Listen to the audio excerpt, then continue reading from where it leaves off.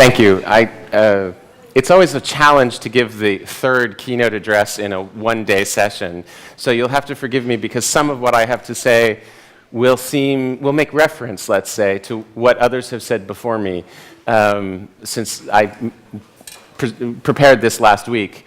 So I was asked to speak to the issues of cultural and social dimensions of gastronomy tourism, and I'm happy to do that. I'm going to tell two stories today, really. One is about my organization and why a national museum might be involved in gastronomy tourism, because it's not straightforward for everybody. So I need to explain to you a little bit about how we got here and what we're doing. And then I'll talk about those larger social dimensions and the things that we're discovering. So, a ver. Our center is devoted, which in English is called the Center for Folklife and Cultural Heritage, is one of the 19 museums, 9 research centers, and 6 education centers at the Smithsonian Institution, which is essentially our national museum system. The Smithsonian also includes our national zoo, ironically. So it's an incredibly diverse and complicated organization, within which each unit, as we call them, each subsection, each center or museum is given an enormous amount of latitude and freedom to explore its issues. The institution as a whole is dedicated to the increase and diffusion of knowledge, which is a very lofty, very old-fashioned mission, but one that you can't really argue with if you're an academic and you believe in the power of research and knowledge. So the Center for Folklife and Cultural Heritage works on what in the rest of the world is called intangible cultural heritage, everyday life. Those traditions that are taught from person to person, that live in communities and are less focused on formal education, although they sometimes include formal education too. Ironically, as we were just saying, food is widely considered immaterial heritage, even though it has a material manifestation. Because, as we were speaking earlier in the day about the power of thinking through the whole value chain in gastronomy tourism. All of those parts of food production, food preparation, food storage, food preparation for serving, and then the social activity and cultural activity that goes around the sharing of food. All of that is immaterial cultural heritage or intangible cultural heritage. And we are devoted to understanding that and to helping preserve that. We do that through a process that we call cultural sustainability, which is a phrase that our colleague from SCIFT brought up earlier this morning very explicitly. We have a number of steps that we engage in around cultural sustainability. We always have a component that is about research, and earlier in the day someone else on one of the other panels was talking about the gentleman from the wineries, Spain and its wineries group was talking about doing field research. Our colleague from Canada was talking about the ways in which they've gathered knowledge to synthesize, if you will, a national cuisine out of Canada's diversity. We always engage in research. We are an institution that is devoted to the increase of knowledge, as I said, and so research is an essential part of what we do in every project. We always do that work in consultation with communities, and you see here part of our Chinese team from a festival program that we did a couple of years ago. We work a lot with artisans and around the world. We have a major international artisan initiative. In each case, what we're doing is we're documenting what's going on. We're talking to people about the stories that really matter to them, about how they learned their traditions, how they pass them on, and what they mean to them. We often talk about this work as helping people document, preserve, and present the culture that matters most to them. Now, we've also heard a lot today about stories and the power of the story in the work of gastronomy tourism. And because we have 50 years of experience doing this kind of work, first to present things at our National Folklife Festival, which always engages, or very frequently engages, other countries as well. In fact, 2 years ago we featured the Basque Country and to great success. And food was, of course, presented. We always present food, and it's always one of the most popular parts of the presentation.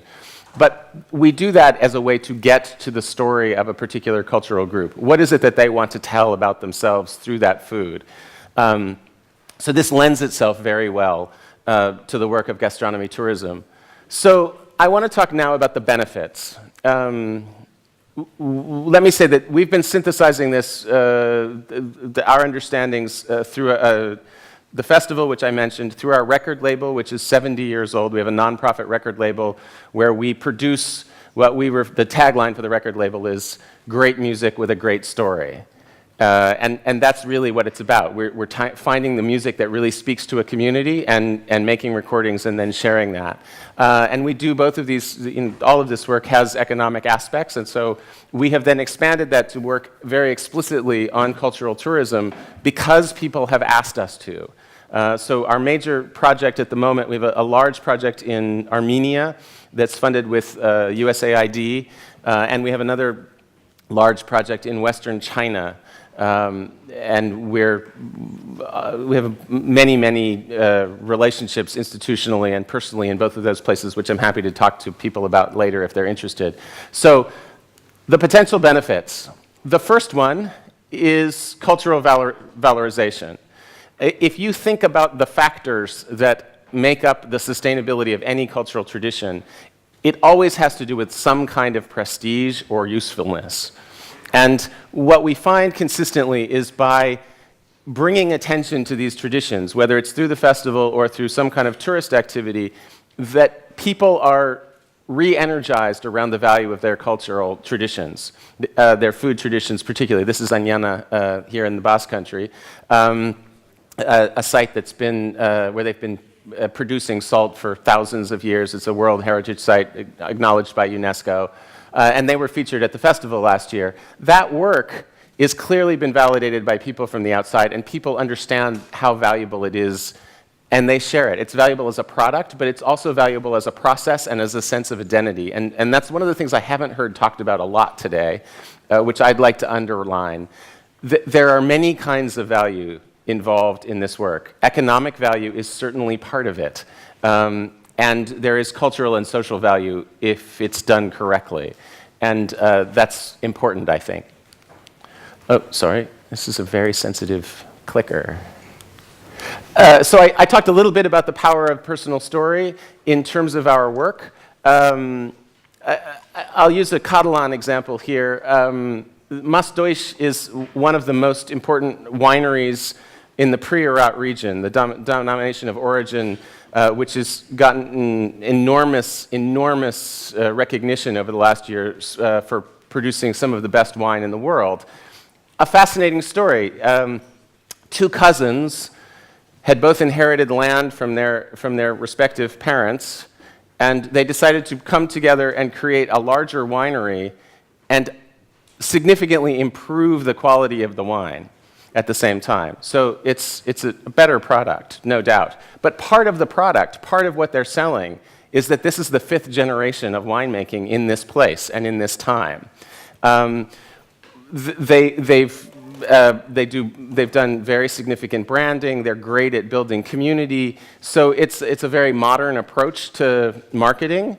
But part of that story, as I said, is their personal story. The fact that this land all belonged to their grandfather, who was making wine and selling it to bars literally in the next town, because it had no fama, it had no reputation for excellence. This is an image from our Kenya program a couple of years ago in 2014.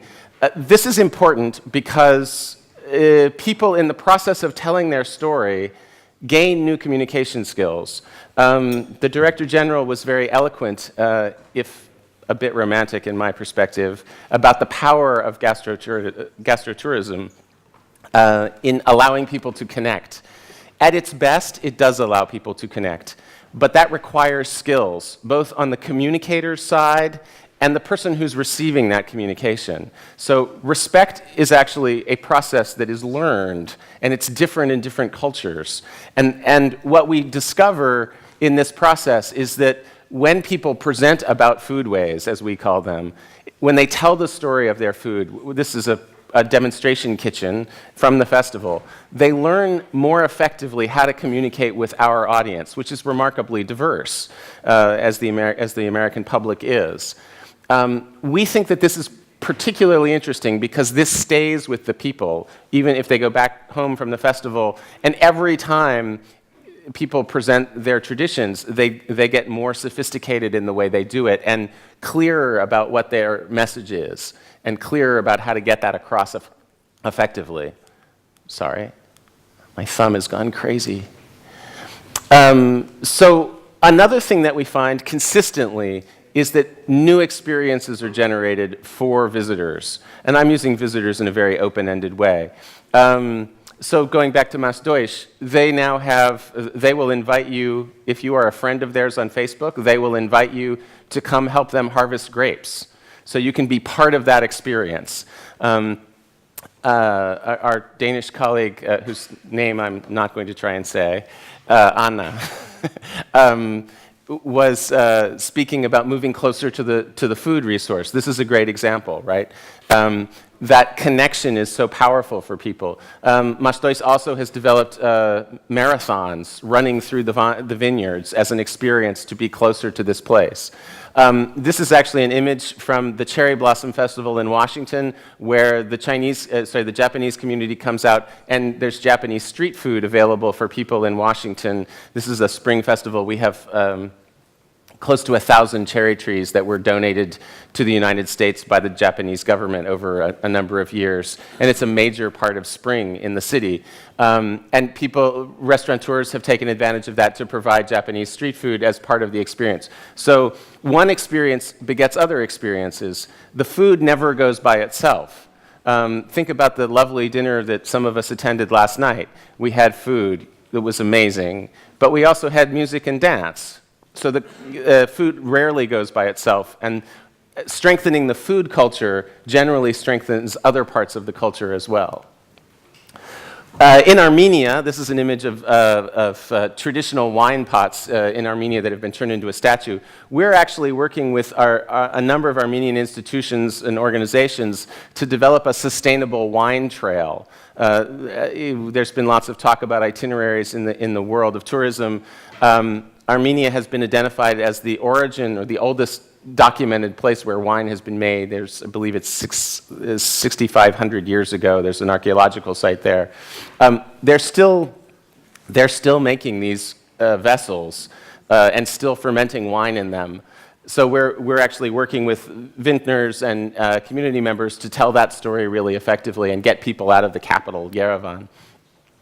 Another thing that happens in our experience is if you get people to think about food, they remember the food that they used to make that may not be being made anymore. And people get creative about going back and finding sometimes new actual food products and sometimes new ways of or old ways of preparing food. And those things are rehabilitated, brought back into the activity so that that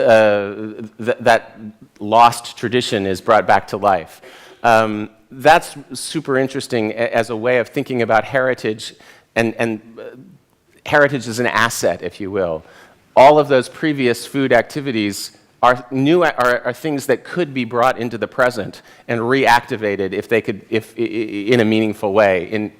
We see a lot of that. Traditional culture is a source of innovation for the best chefs in the world. I will say I was in Catalonia about 6 weeks ago, and I had the pleasure of eating at Ferran Adrià's new restaurant, Enigma. And this, for those of you who don't recognize it, is cabbage with black butifarra, the classic Catalan sausage. This is very hearty food, as you can see. At Enigma, there was a single piece of roasted cabbage about this size with 3 shavings of black truffle on top. So the black truffle had the same form as the black butifarra, and the cabbage was present. This kind of innovation, without that base, you don't get that kind of innovation. So there's a clear allusion in a lot of this contemporary haute couture gastronomy to these older traditional forms. In America, we talk about these issues in a slightly different way, but there's a great deal of preoccupation with social cohesion in Europe. And often, as we know, sharing food is a way of creating bonds. Again, the Secretary General was very eloquent last night about the fact that, or this morning, about the fact that you eat together and you are changed. You get to know the person as a person, and your sense of who they are is enriched and complicated, and it's harder to hold on to stereotypes. You also find commonalities. So the power of eating together in these contexts should not be underrated, I don't think. Similarly, there are not only bonds being reasserted that already exist, but new bonds are created. Bridges are built between people, which is a powerful tool for creating connection. So let's talk about potential challenges. This is an Armenian winery. So this, in my mind, is the worst. I say that both as a consumer and as an advocate for cultural diversity. Anthropologists refer to it as genreification, which just put it up there as reference. But what often happens is that a single iconic food comes to dominate. You can go almost anywhere in Iberia, save Portugal. Someone made a joke earlier about going to Galicia and ordering paella. If you are by the cathedral in Santiago de Compostela in Galicia, you will see a sign that looks just like this, because there are some tourists who think that when they are in Spain, they have to eat paella. And that kind of obliteration of the diversity of tradition is a real danger in this work. And there is no simple solution to it. That is paired with something that I don't have a slide for that I think is very important. There's been some talk about authenticity as one of the keys to the power of gastronomy tourism, and I would not argue with that. But this question of authenticity is very, very complicated. I will give a very simple and local example. Last summer, we featured the Basque Country, as I said, at the Smithsonian Folklife Festival, and our Basque colleagues wanted to highlight paella. Well, for those of you that are interested in history of these things, the rice for paella is traditionally grown near Valencia and then up into the delta of the Ebro River. The Ebro River flows down from the lower part of the Basque Country, and one imagines that the dish moved up the river with the rice. Fairly simple. There is a tradition of paella here. I got the nastiest email in the world from a Valencian telling me that it was Valencian and we should not be highlighting it at the Basque Festival. So this kind of possessiveness in the problem of authenticity is really complicated and really dangerous. It's always an issue, I think, when we're dealing with cultural traditions, and I don't frankly think that the UNESCO Convention on Intangible Cultural Heritage from 2003 has made it any better, because people are making lists of their representative cultural heritage and having them verified by the good people at UNESCO. My advice is just to be very careful and very cognizant about it, and understand that the power of authenticity has to do with the relationship to people. So I would never take it away from our Valencian correspondent that paella really is incredibly meaningful in Valencia, but that doesn't mean it can't be meaningful in other places as well. So the ownership question becomes very complicated, and it does lead to this problem of domination. I think also this problem of elite capture is a problem in all development, right? I'm not an expert in development, but we know that this is a problem in every example that we have. And I think, what's the best example of this that I can think of? Probably the quinoa revolution, right? I mean, how many of you are aware of the quinoa revolution? This like huge problem. So yeah, okay, so I have to explain it because less than half of you know what it is. Quinoa is experiencing this unbelievable quinoa, the super grain from the Andes. Some people say it's Ecuadorian, some people say it's Bolivian, going back to the problem, and Chilean, going back to the problem of authenticity. But it is now so lucrative to sell quinoa on the international market that people who grow quinoa are no longer eating it themselves, and their health is deteriorating because of it, because they're replacing it with foods which are not as rich in protein or other nutrients. So that's a particularly complicated example, but a really good one that's gotten a fair amount of press lately. You know, a simpler example is perhaps in my own city of Washington, D.C., there's a classic chili restaurant, Ben's Chili Bowl, if you ever go to Washington, and it's in all the guidebooks, and with good reason. It used to be a neighborhood African-American establishment, and the African-Americans in that neighborhood no longer go there because it's too expensive. It's a very simple example, but this kind of thing happens over and over and over again. So separating people from their own cultural experiences is one of the problems with elite capture, and one of the great dangers in this work, I would say. So I guess I had in mind that I would take questions, but that would be breaking the format. So I will let my colleagues take over from here. Thank you very much for your attention.